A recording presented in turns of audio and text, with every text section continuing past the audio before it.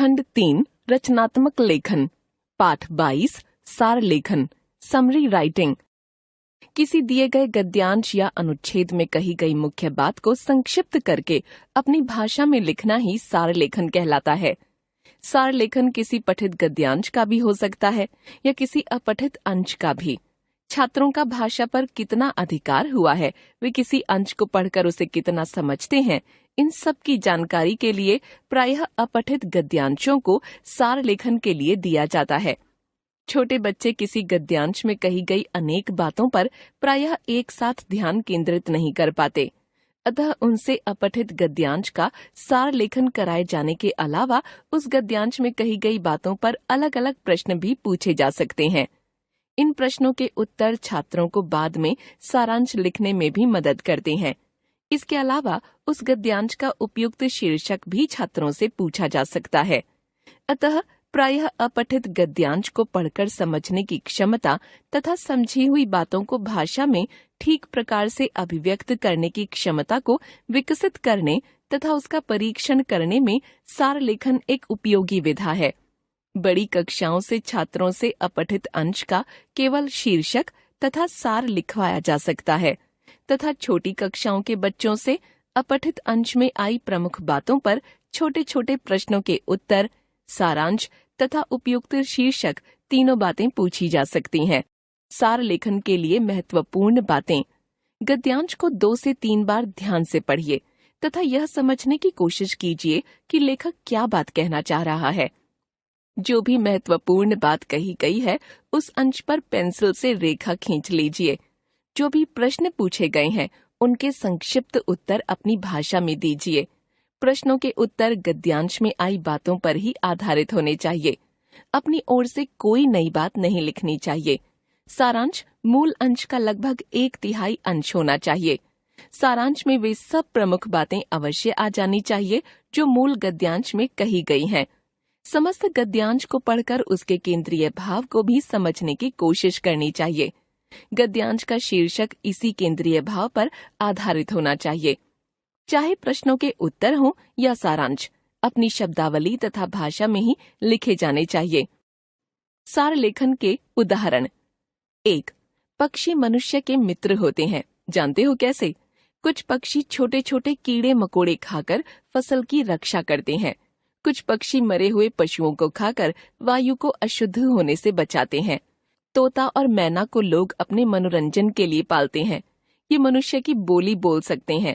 बहुत से लोग मुर्गों, तीतरों और बटेरों की लड़ाई से अपना मनोरंजन करते हैं। बहुत से पक्षियों के पंख सजावट के काम आते हैं। कुछ लोग मुर्गियां और बतखें पालते हैं। कबूतर तो दूर दूर स्थानों पर संदेश पहुंचाने का काम भी करते थे। जैसा कि तुम जानते हो, हमारे देश में तरह तरह के पक्षी पाए जाते हैं। इनमें से कुछ पक्षी तो ऐसे हैं जो संसार के प्रायः सभी भागों में मिलते हैं, पर कुछ पक्षी ऐसे भी हैं जो सब जगह नहीं मिलते। मोर ऐसा ही एक पक्षी है। जब यह नाचता है तब इसके पंख गोल पंखे की तरह फैल जाते हैं। उस समय यह बहुत सुंदर दिखाई देता है। वर्षा ऋतु में जब आकाश में घने काले बादल छा जाते हैं तब मोर प्रसन्नता से भरकर नाच उठता है। एक बार जब यह नाचना शुरू कर देता है तो बहुत देर तक नाचता रहता है। मोर हमारा राष्ट्रीय पक्षी है। भारत के अतिरिक्त यह श्रीलंका और अफ्रीका में भी पाया जाता है। अफ्रीका में सफेद मोर मिलता है। निर्देश। उपर्युक्त गद्यांश तथा उस पर आधारित प्रश्नोत्तर ध्यान से पढ़िए। प्रश्न 1. पक्षी मनुष्य की मदद किस किस तरह से करते हैं? 2. पक्षी मनुष्यों का मनोरंजन किस प्रकार करते हैं? 3. कबूतर किस प्रकार की मदद करते हैं? 4. मोर कब और कैसे नाचते हैं? 5. हमारा राष्ट्रीय पक्षी कौन सा है और यह कहाँ कहाँ पाया जाता है? 6. उपर्युक्त गद्यांश का सार लिखिए। 7. इस गद्यांश का उपयुक्त शीर्षक लिखिए। उत्तर। 1. पक्षी मनुष्य की मदद निम्नलिखित तरीकों से करते हैं। क. छोटे छोटे कीड़े मकोड़े खाकर फसलों की रक्षा करके। ख. मरे हुए पशुओं को खाकर वायु को अशुद्ध होने से बचाकर। ग. कुछ पक्षी जैसे कबूतर आदि दूर दूर तक संदेश पहुंचाकर। तथा घ.